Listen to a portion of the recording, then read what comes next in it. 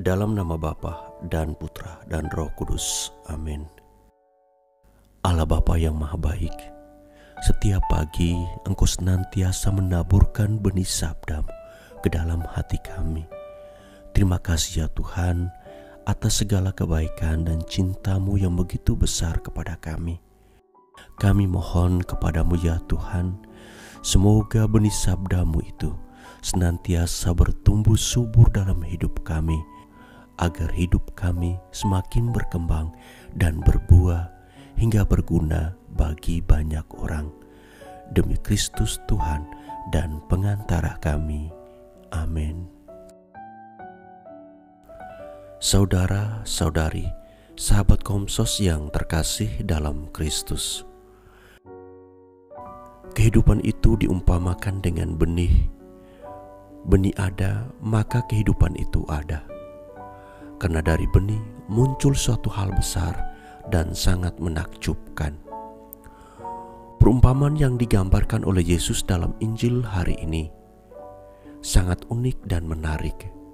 Dalam bacaan tersebut digambarkan banyak orang berbondong-bondong mengikuti Yesus. Ini merupakan awal pertumbuhan benih iman orang-orang tersebut. Mereka datang kepada Yesus karena mereka merasakan bahwa ada sesuatu yang istimewa yang dimiliki oleh Yesus dan segala pengajarannya. Yesus pun dengan kasih-Nya menyapa orang-orang tersebut dalam suatu tindakan kehidupan iman yang baru, yaitu perumpamaan tentang seorang penabur yang menaburkan benih. Benih yang ditaburkan ini sudah mendekat dan bahkan sangat dekat dengan kehidupan banyak orang tersebut. Mereka masih menutup mata hati mereka dan membiarkan keadaan fisik mereka untuk mendengarkan Yesus. Keadaan fisik selalu merespon tanda-tanda lahiria secara cepat, tetapi keadaan hati mereka masih mengambang dan belum diketahui secara pasti kapan dan di mana saya harus beranjak dan menuju kemana saya nantinya. Hal inilah yang ditegaskan oleh Yesus dengan seruan pembaharuan iman. Iman itu bertumbuh dan berkembang. Perkembangan iman dibutuhkan tindakan yang nyata dalam kehidupan sehari-hari.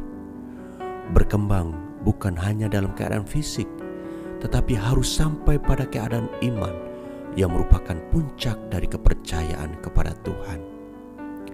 Kita mempercayakan Tuhan sebagai pedoman kehidupan iman, tetapi kita sering menyimpang dari keberimanan kita sendiri. Kita sering terperangkap dalam godaan dan bahkan mati iman kita dalam godaan tersebut, tanpa kita sadari bahwa hal yang kita lakukan menyimpang dari kehidupan iman kita. Benih itu sudah ada dalam kehidupan kita sehari-hari.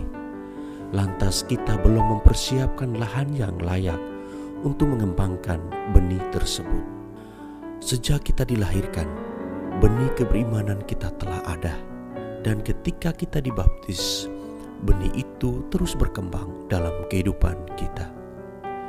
Kita masih membutuhkan lahan yang luas, yang terlampau dari segala macam ilalang yang mengintari kehidupan kita. Jangan pernah kita membiarkan ilalang itu subur dalam kehidupan kita, sebab benih yang akan tumbuh harus disiapkan dengan lahan yang subur dan penuh dengan humusnya. Jika kita menoleh dalam kehidupan kita, apakah kita sudah menyiapkan lahan yang pantas untuk mengembangkan benih tersebut?